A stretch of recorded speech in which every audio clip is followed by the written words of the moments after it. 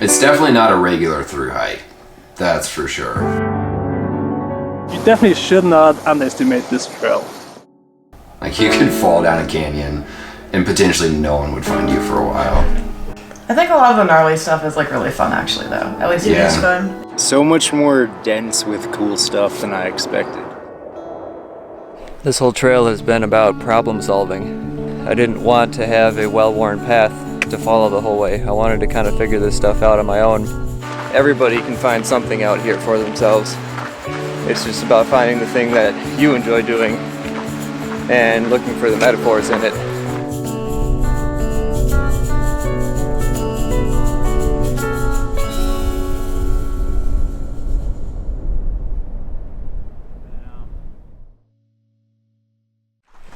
Back on the trail just after leaving Kanab. This was a pretty efficient visit in town compared to our tropic stop. Big news of this trip so far is that we got permits for the wave. Yeah. Those are super hard to get apparently. It's a lottery system. I went in there yesterday morning and there were like 50 other people and they have 10 permits a day available for that, and somehow I got picked. Sweet. So both of us have permits for the wave. We even got a ride out of town from some of the other lucky winners. They were super nice. They gave us some breakfast burritos too. So this has all worked out super well. A lot better than tropic, that's for sure.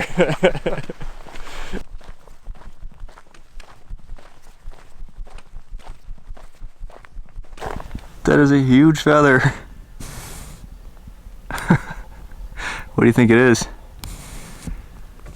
You know, Right next to a dead cow. I'm thinking condor. Dead cow, I would have spotted it from way up there, flown down and pecked at it. My pole was 44 inches. And it's almost, yeah, it's like 3 feet long.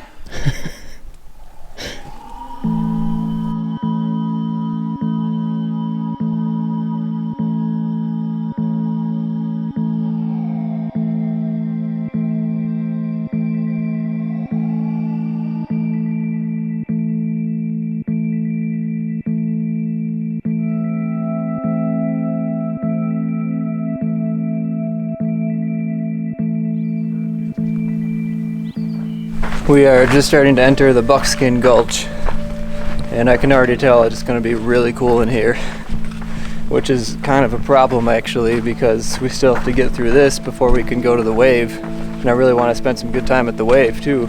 This is kind of a nice change though, because usually on these through hikes I'm having to make choices between like a bad and a worse decision, but now I'm having to prioritize good and better.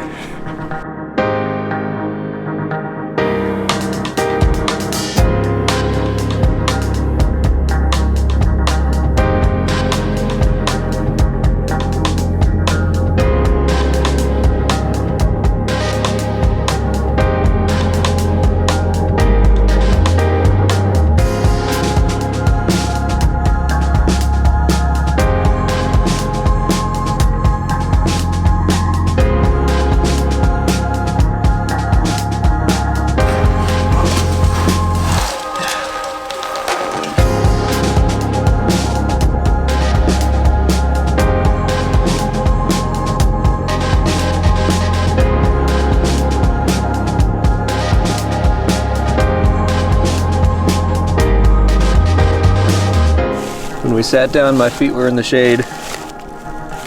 We're losing shade. Might be time to go.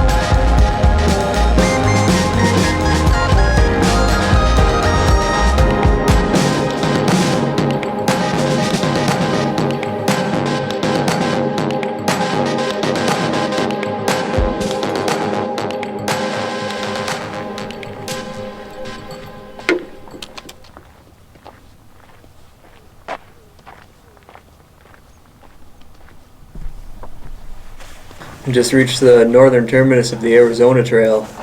This is going to take me all the way to the Grand Canyon.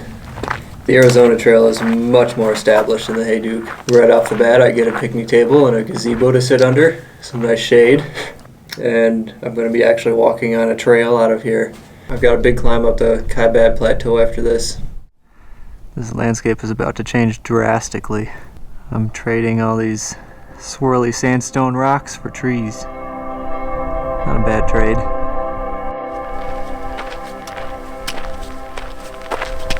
Kinda hope it's not this nice the whole way.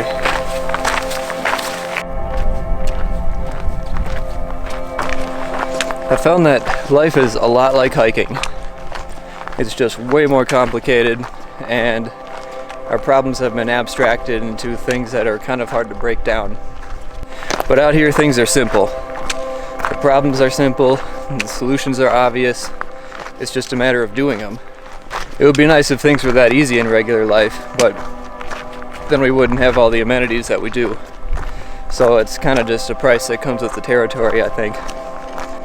Because of the nearly unlimited amount of resources that we have in regular life now, we have the ability to distract ourselves and never really deal with the things that are causing problems. Out in the wilderness, our resources are so limited that when problems arise, we're forced to confront them right away. The consequences are much more immediate, and a lot of the time that really sucks.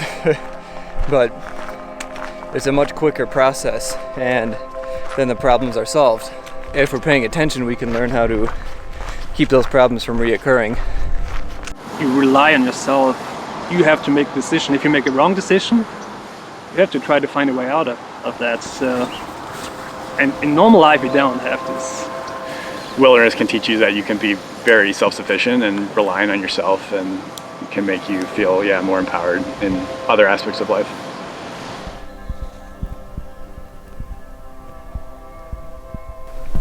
Just another day on the Hayduke Trail. Climbing up this tiny little notch. It's exactly as wide as my backpack. This stuff used to be really daunting before, but now I'm just kind of used to it. I just have to take my time, be careful, but it's kind of fun.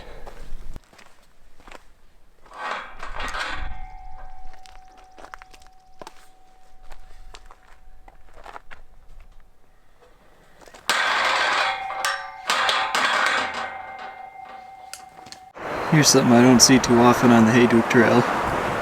These trees have actually been trimmed back so they don't grow into the trail. What a luxury. This is also something I don't see too often on the Hayduke Trail. A trail. Now today I'm heading into Jacob's Lake, which is just kind of a small campground, store, restaurant area. That's also one of the places that number 2 and I cached some supplies. So I have a whole bunch of food waiting for me there. Because I didn't really cover as many miles as I hoped to yesterday, I left more than I wanted to for today. When it was supposed to be kind of a quick day and it ends up being 12 miles, it's kind of hard because I've been thinking about this restaurant most of the day. That can kind of take me out of the trail experience. So on top of that, the water hasn't been very good in this area. Luckily, the Arizona Trail water caches have been really saving me through here. Just keeping my mind preoccupied with something a little bit more productive than town is a hard thing to do.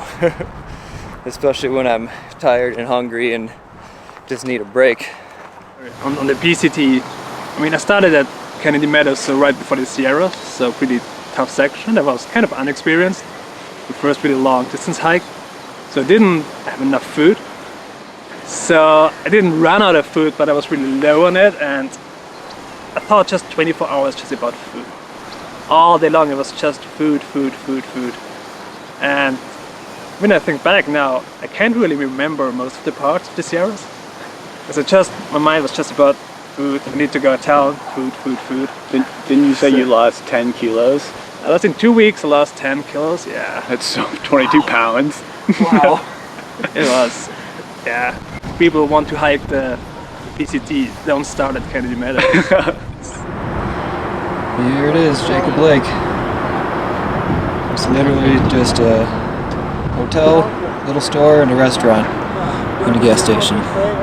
It's strange. Town is one of the things which kind of motivates you most to push on, because you're just hungry, you want the food, you want just to relax. But at least after one day, it's like, oh, you have enough of this town. Totally. You don't want to see the people anymore, you just want to leave. Right. The whole point of doing these hikes is to get away from the amenities of town, to rough it for a little bit and figure out why that's even worth it in the first place. It's all about short-term sacrifice for long-term reward. Those are lessons that are kind of hard to come by in modern society and regular life. I think there's a lot of sacrifice that goes through hiking. That's the biggest thing. Definitely. It's also, I think, important to mention that through hiking is a privileged activity, and we are very privileged to be able to do it. Incredibly. Yeah. Like, I don't think I would be able to do it if I like didn't have like some level of like assurance that if something goes terribly wrong, my parents will bail me out. I think a lot of people don't have that. I've definitely, over the years, developed my lifestyle to be able to do this. Working seasonally, so many doubles. On this trip, I'm spending 6 weeks away from my girlfriend, and that's pretty tough. I've pretty much sacrificed like overall life quality. Like I live in like cellars or like my friends' floors a lot of the time. Yeah. And I had a really good job in Salt Lake, so I almost didn't hike this trail. But oh well, I'm here. To be able to do this physically, mentally, financially, and have the time to do this, all that ability, I appreciate more than anything. You create memories and they last a lifetime, and you know, what do you really remember as you get older, you know? And it's things like this that I think about all the time, is a lot of my adventures, where I've been, places I've been, people I've met, learning different cultures, how different people live. All that's important to me.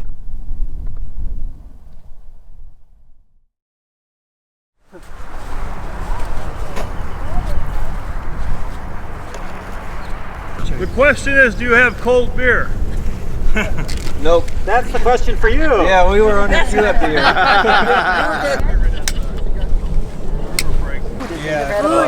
Great sauce. I mean, I've heard pork chops and steak and corn. It was spaghetti, but it was homemade sauce. No repeat That's good on you, skipper. That's the beer belt coming in. No matter how you look at it, that worked out great. We got a ride across the Colorado River and free beer.